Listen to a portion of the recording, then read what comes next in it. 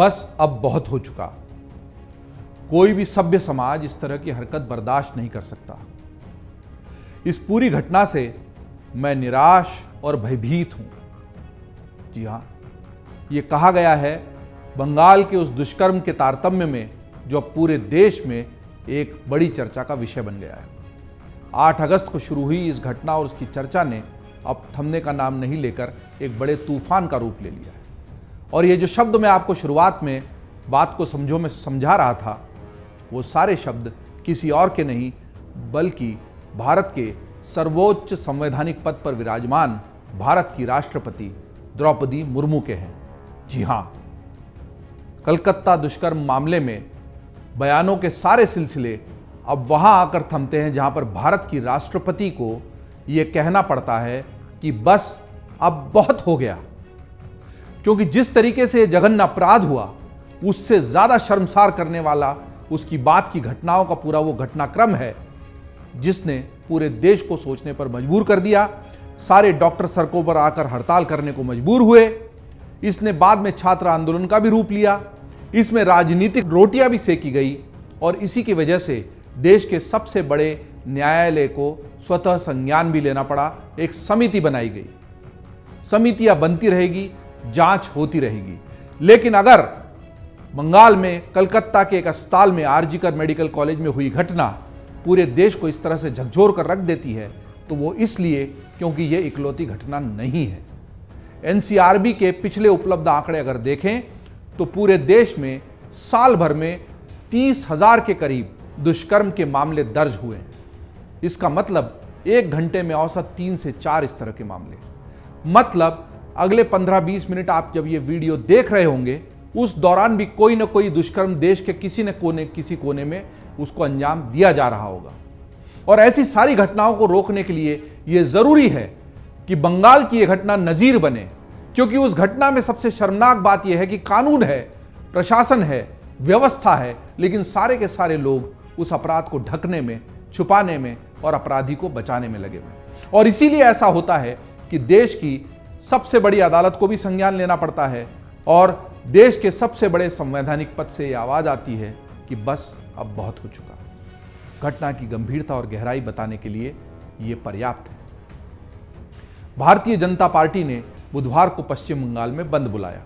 यह बंद महिला डॉक्टर के साथ हुई दरिंदगी के खिलाफ छात्रों के मार्च के दौरान हुई पुलिस कार्रवाई के विरोध में बुलाया गया है। जी हां, जब छात्रों ने मार्च निकाला तो हमने देखा कैसे पानी की बौछारों से और आंसू गैस के गोलों से छात्रों को पीछे धकेलने की कोशिश की गई। बंद के चलते राज्य के कई हिस्सों में जनजीवन प्रभावित हुआ। भारतीय जनता पार्टी के कई नेताओं को पुलिस ने हिरासत में ले लिया। वहीं सत्ताधारी टीएमसी ने भाजपा के बंगाल बंद को फ्लॉप करार दिया, जबकि बंगाल के मुख्यमंत्री ममता बनर्जी ने दावा किया है मंगलवार को जो प्रदर्शन करने वाले छात्र थे वो सब बाहरी थे। आखिर भारतीय जनता पार्टी ने पश्चिम बंगाल के बंद को क्यों बुलाया? नबन्ना मार्च क्या है जिस पर इतनी सियासत हो रही है और इसका नेतृत्व कौन कर रहा है? इन सारे सवालों के जवाब हम आज बात को समझने की कोशिश करेंगे। ये भी जानने की कोशिश करेंगे कि प्रदर्शनकारियों की मांग क्या है, इस पर किस तरह की राजनीति हो रही है, बंगाल भाजपा के बंद का कितना असर हुआ और इस पूरे मामले में ममता बनर्जी का क्या कहना है।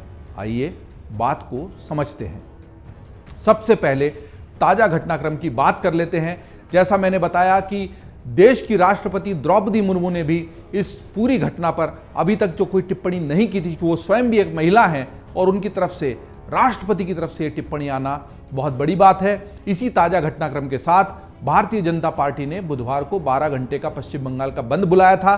भारतीय जनता पार्टी का आरोप था कि मंगलवार को छात्रों के नबन्ना मार्च के दौरान पुलिस ने प्रदर्शनकारियों पर अत्याचार किया।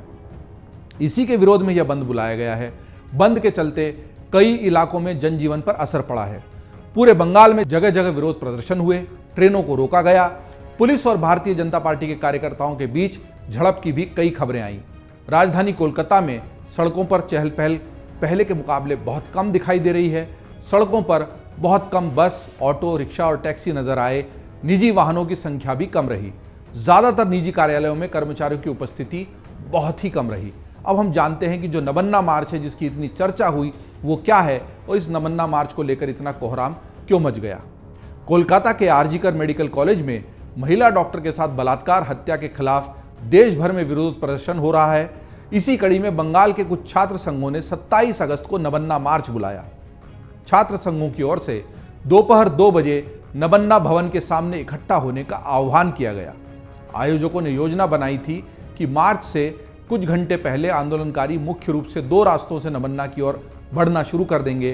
तय किया गया कि एक जुलूस कॉलेज के स्क्वायर से ईडन गार्डन हेस्टिंग्स होते हुए नबन्ना तक जाएगा, तो वहीं दूसरा जुलूस हावड़ा के संतरागाछी से कोना एक्सप्रेसवे होते हुए नबन्ना तक पहुंचेगा। ये सभी इलाके हावड़ा और कोलकाता में ही स्थित हैं। इसी मार्च के दौरान पुलिस और प्रदर्शनकारियों के बीच झड़प हुई। भाजपा का आरोप है कि पुलिस ने प्रदर्शनकारियों पर बल प्रयोग किया। शांतिपूर्ण तरीके से मार्च निकाल रहे लोगों को जबरन गिरफ्तार कर लिया गया।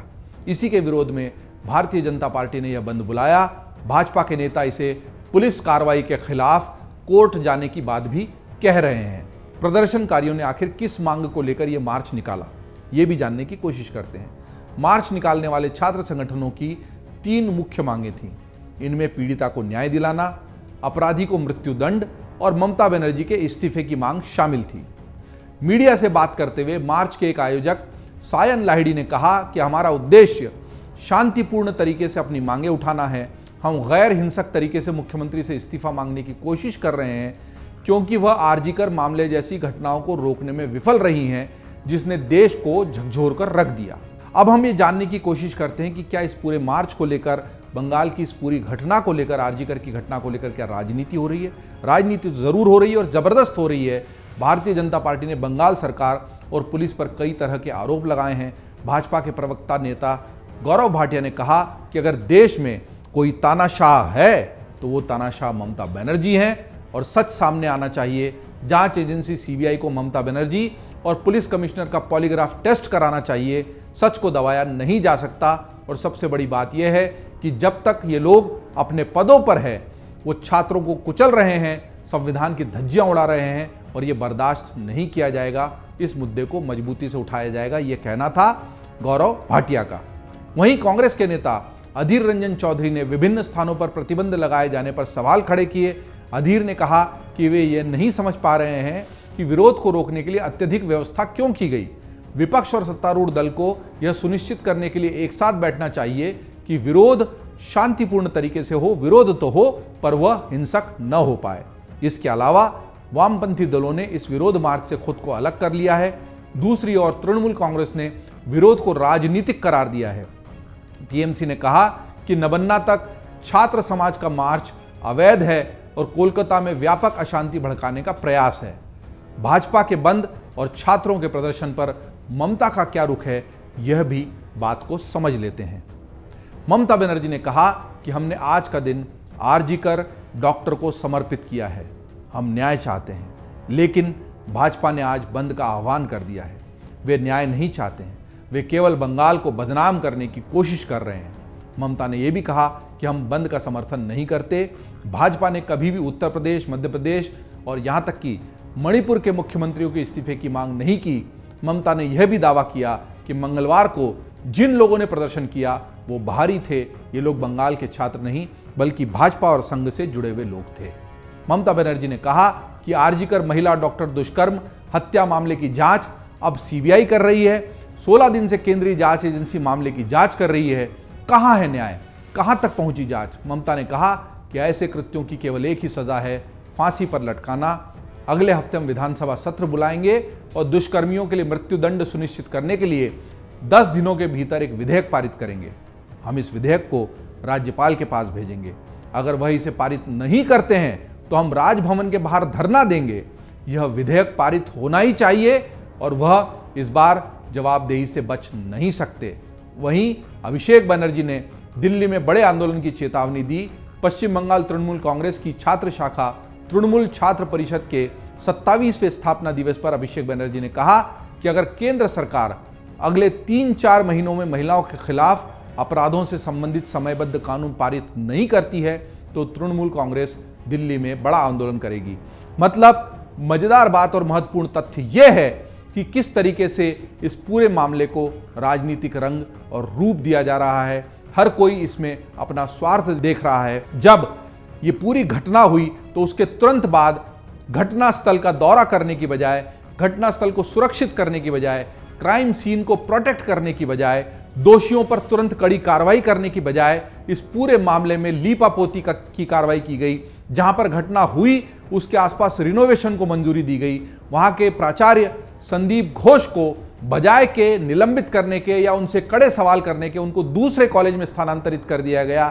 तुरंत लगातार इस मामले को दबाने की कोशिशें हुई।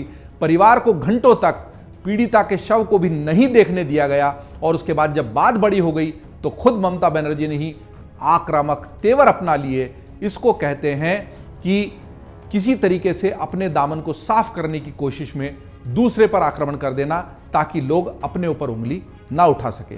राजनीति दोनों तरफ से हो रही है, लेकिन बड़ा सवाल यह है कि क्या पीड़िता को न्याय मिलेगा, क्या उसको जल्दी न्याय मिलेगा, क्या यह पूरा मामला इतने विरोध के बाद देश की सबसे बड़ी अदालत और देश के सबसे बड़े संवैधानिक पद से आवाज उठ जाने के बाद उस मकाम तक पहुंचेगा जहां जनता इसको पहुंचते हुए देखना चाहती है। क्या यह न्याय एक नजीर बनेगा, एक उदाहरण बनेगा जिससे आगे इस तरह की घटनाओं पर रोक लगाई जा सके? ज्यादा बड़ा सवाल यही है। इसीलिए इस बात को लगातार समझने की कोशिश जारी रहेगी। बाकी खबरों के लिए आप देखते रहिए अमरउजाला.com। अगर आप ये वीडियो YouTube पर देख रहे हैं तो हमारे चैनल को सब्सक्राइब करें और बेल आइकन को दबाना ना भूलें। अगर आप Facebook पर ये वीडियो देख रहे हैं तो हमारे पेज को लाइक करें।